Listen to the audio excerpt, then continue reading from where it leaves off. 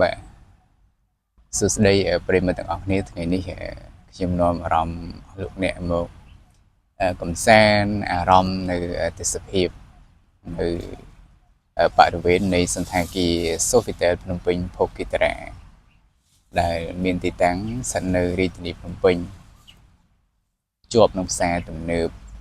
Eon មួយផងដែរហើយវេលាព្រឹកព្រលឹមចេះអាកាសធាតុល្អថ្ងៃនេះអឺថ្ងៃរះច្បាស់ល្អមិនមានផ្សែងអាប់អីទេអញ្ចឹងយើងដើរកាត់សួនដើរកាត់ដើមឈើបែបនេះធ្វើឲ្យយើងមានអារម្មណ៍ស្រស់ស្រាយហើយទទួលបាននៅអារម្មណ៍ល្អសម្បូរអុកស៊ីសែនម៉ោង9នេះ9ព្រឹកនេះគឺអឺថ្ងៃរះដូច្នេះធ្វើឲ្យរុក្ខជាតិក្តីអឺទាំងឡាយគឺធ្វើរស្មីសំយោគជាមួយនឹងពន្លឺព្រះអាទិត្យហើយរុក្ខជាតិទាំងអស់នោះនឹងបញ្ចេញបាទអុកស៊ីសែនមកឲ្យយើងដែលជាមនុស្សនេះគឺ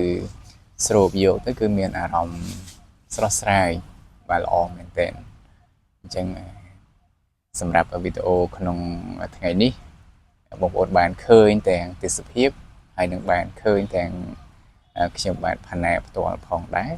សុខទុក្ខយ៉ាងណាដែរបងប្អូនសម្រាប់ដើមឆ្នាំ2026នេះយើងមានរឿងរ៉ាវជាច្រើនមែនទែនបាទគឺបើយើងរាប់ទៅតាំងពីកូវីដបានផ្ទុះនៅចុងឆ្នាំ2029ប៉ុន្តែថាកម្ពុជានេះគឺចាប់ដើមផ្ទុះខ្លាំងនៅឆ្នាំ2020 21 22ចឹងហើយយើងក៏បានឆ្លងកាត់នៅរឿងរ៉ាវដូចច្រើនពីពេលហ្នឹងមកយើងរៀនរស់ជាមួយនឹងបញ្ហាយើងភ័យយើងព្រួយបាទជាច្រើនជាពិសេសតកតងទៅនឹងរឿងជីវិតនឹងតែម្ដងផុតពីកូវីដយើងមានវ៉ាក់សាំងមានអីចាក់បានគ្រប់គ្នាហើយយើងនៅតែភ័យយើងនៅតែព្រួយជំវិញបញ្ហាវិបត្តិសេដ្ឋកិច្ចនៅពេលដែលកូវីដបានធ្វើឲ្យសេដ្ឋកិច្ចពិភពលោកបានន័យថានៅនឹងថ្កល់ឬក៏តំបន់ខ្លះក៏ថយចុះរុស្ស៊ីឯនោះវិញក៏ចាប់ដើមឆ្លៀតក្នុងការទៅទន្ទ្រានឈ្លានពានបន្ថែមទៅលើទឹកដីរបស់អ៊ុយក្រែនធ្វើឲ្យសង្គ្រាមតែប្រទេសធំមួយដែលខាងកុម្មុយនីសឈ្លានពានប្រទេសទូចមួយដែលជាប្រទេសសេរីអូសបន្លាយរយៈពេលជិត4ឆ្នាំពេញហើយចូលដល់ឆ្នាំ2026នេះបាទអញ្ចឹងយើងឃើញថា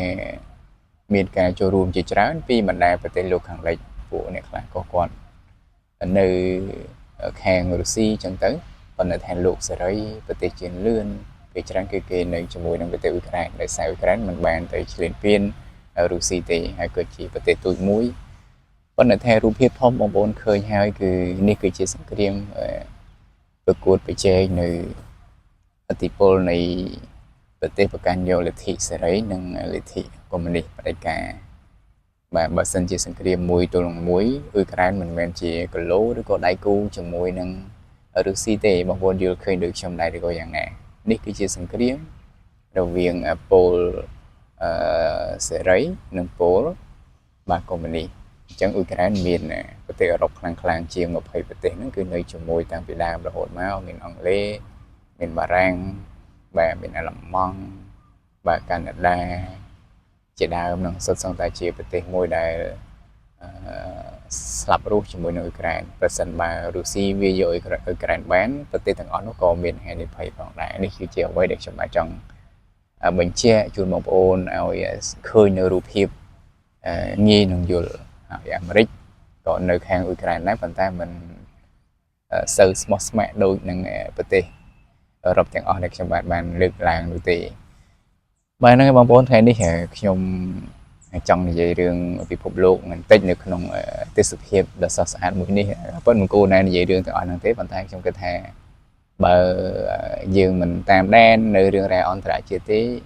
យើងពិបាកក្នុងការធ្វើចិត្តយើងឲ្យស្រឡះព្រោះថាចិត្តយើងនេះប៉ុន្តែបើថាយើងត្រូវរៀនឲ្យស្គាល់ខាងក្នុងដើម្បីរស់នៅជាមួយនឹងខ្លួនឯងក៏ពិតមែន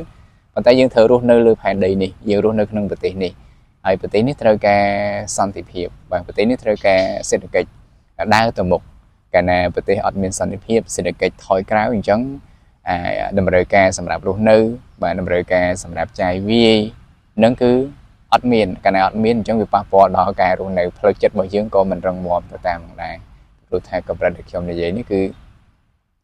យើងគ្រប់គ្នាសុទ្ធតែមានគេហៅថាបន្ទុករៀងៗខ្លួនបាទដូច្នេះបើសិនជាយើងយកសុខតែឯងចុះក្រុមគ្រួសារយើងសាច់ញាតិយើង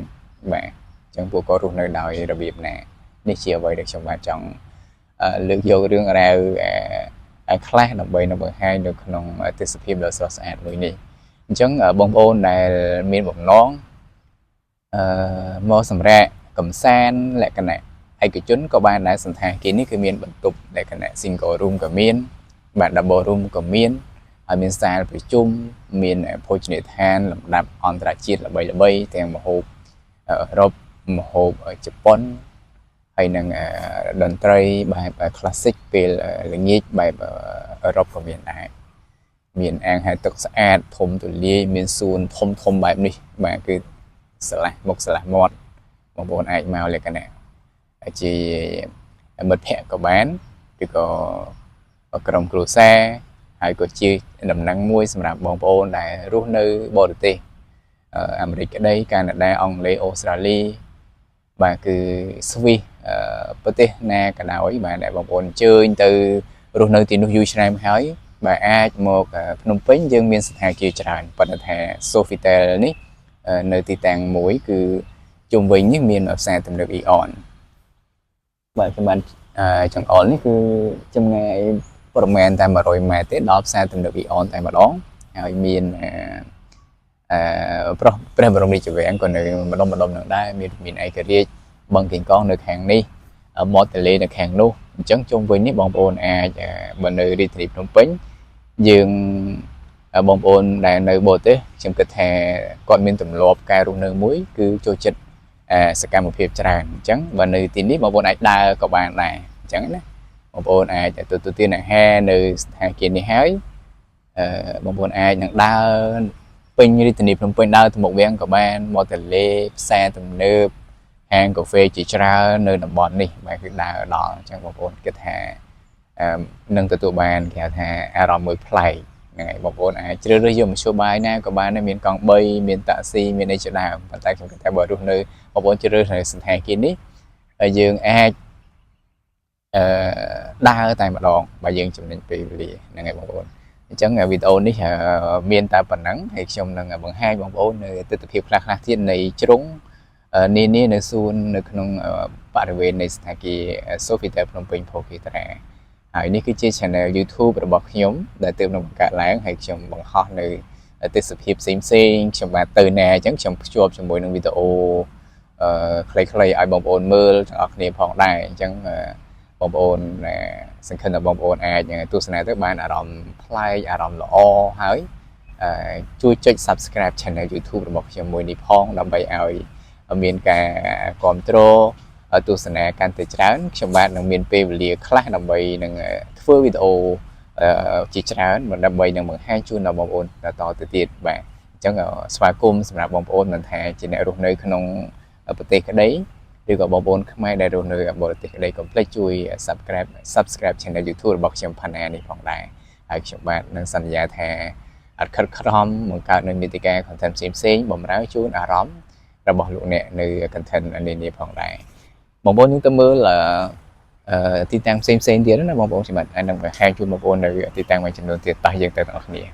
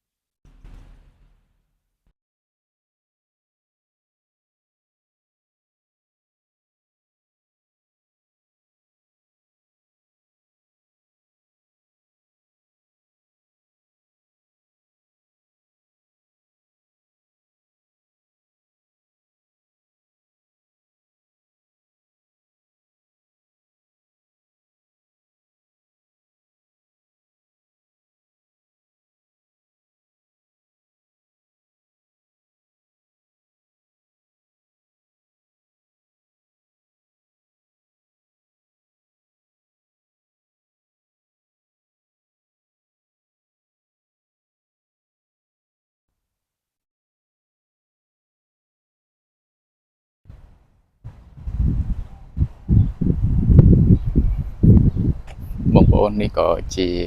ស្ថានីយ៍ប៉ុស្តិ៍លេខ5ដែរបាទកន្លែងដែលខ្ញុំធ្វើការអធិប្បាយព័ត៌មាននៅទីនេះ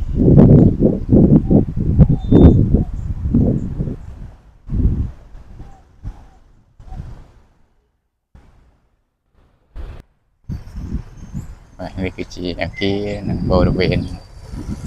សន្តាគារហើយក៏ជាផ្នែកនៃស្ថានីយ៍ទូរទស្សន៍ប៉ុស្តិ៍លេខ5ផងដែរ logo បងប្អូន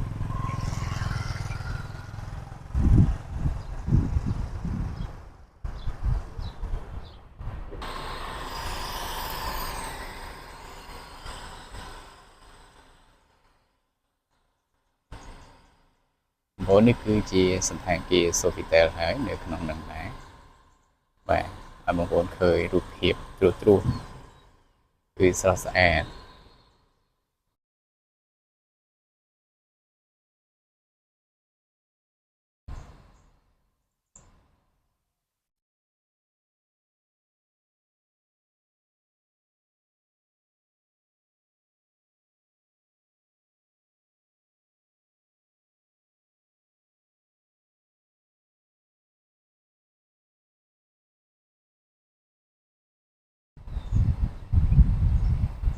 បងប្អូនដែលស្គាល់នេះជាដើមអ្វីខ្ញុំអត់ស្គាល់ដែរបងប្អូនគឺពណ៌សផ្កាវាហើយចេញជាត្រួយលំអងចឹងណាបាទគឺមានសហើយមានចេញជាអានេះគេហៅលំអឬគេហៅអីបងប្អូនជួយប្រាប់ខ្ញុំផងស្អាតខ្ញុំបាទគាត់នៅមើលនៅផ្ទាល់នេះក៏មានអារម្មណ៍ថាស្រស់ស្រាយដែរដើមរបស់វាស្អាត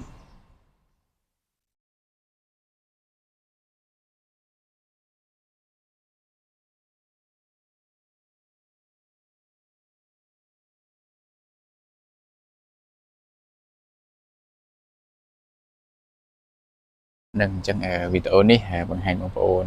នៅទេសភាពពេលព្រឹកនៃសន្តាគារមួយកន្លែងនៅរាជធានីភ្នំពេញឲ្យបងប្អូនទស្សនាកំសាន្តអារម្មណ៍ហើយក៏ជាដំណឹងមួយសម្រាប់បងប្អូនដែលអាចជ្រើសរើសទីតាំងដែរសម្រាប់សម្រាប់ផងដែរបាទអញ្ចឹងវីដេអូនេះខ្ញុំជូនបានប៉ុណ្ណឹងហើយមានឱកាសពេលក្រោយខ្ញុំនឹងថតនៅបរិវេណផ្សេងៗទៀតបង្ហាញជូនបងប្អូនអញ្ចឹងវីដេអូនេះមានតែប៉ុណ្ណឹងអរគុណច្រើននិងសូមឲ្យជម្រាបលាផងដែរ